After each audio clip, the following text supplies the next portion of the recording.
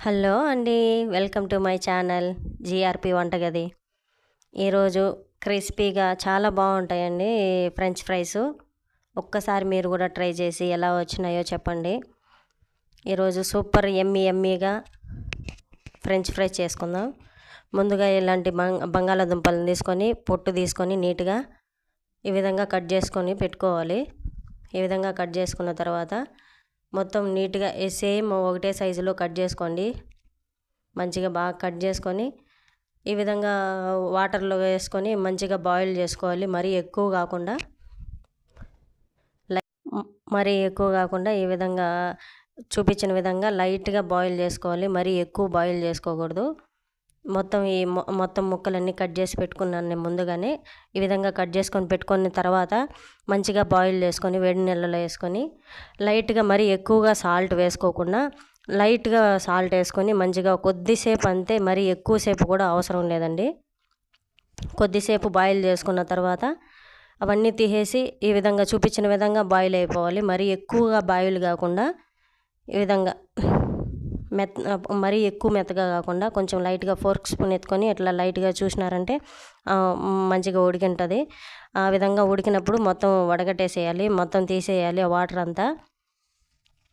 మిగతా మళ్ళీ వేరే బౌల్ ఒకటి తీసుకొని ఐస్ వాటర్ తీసుకోండి.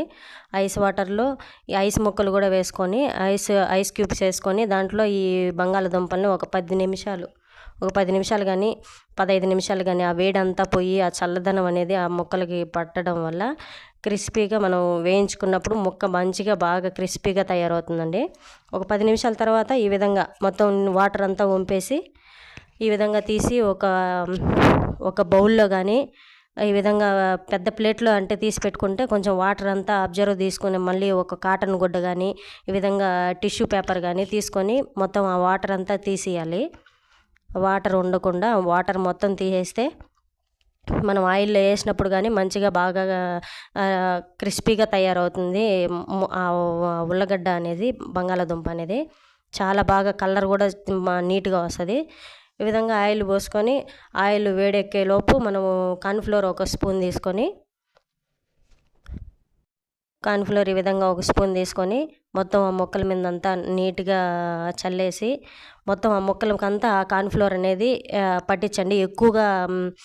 ఎక్కువ మెదపకుండా ఎక్కువ నలపకుండా మొత్తం అవి ఒక ముక్కకి ఇదైపోకుండా మొత్తం టాస్ చేయండి. టాస్ చేసినప్పుడు అంతా మొక్కకంతా పడుతుంది అనమాట. వాటి బాగా కార్న్ఫ్లోర్ అనేది ముక్కకి బాగా నీట్గా అబ్జర్వ్ చేసుకుంటుంది. తర్వాత ఈ విధంగా ఆయిల్ హీట్ ఎక్కిన తర్వాత మరి ఆయిల్ హీట్ ఎక్కక ముందు మాత్రం వేయకండి. ఒక బంగాళాదుంప వేసి చూడండి, పైకి తేలిందనుకో మళ్ళీ తర్వాత మొత్తం మిగతా బంగాళాదుంపలన్నీ ఫ్రెంచ్ ఫ్రైస్ అన్నీ వేసి బాగా ఈ విధంగా కలపకుండా ఎక్కువ కలపకూడదు. ఈ విధంగా చూపించిన విధంగా కలపండి. మరి ఎక్కువగా పైకి కిందకి కలిపినామంటే అది ముక్క విరిగిపోతుంది అనమాట. ఫ్రెంచ్ ఫ్రైస్ మంచిగా ముక్కలు విరగకుండా నీట్గా చూసుకొని తీసుకోండి.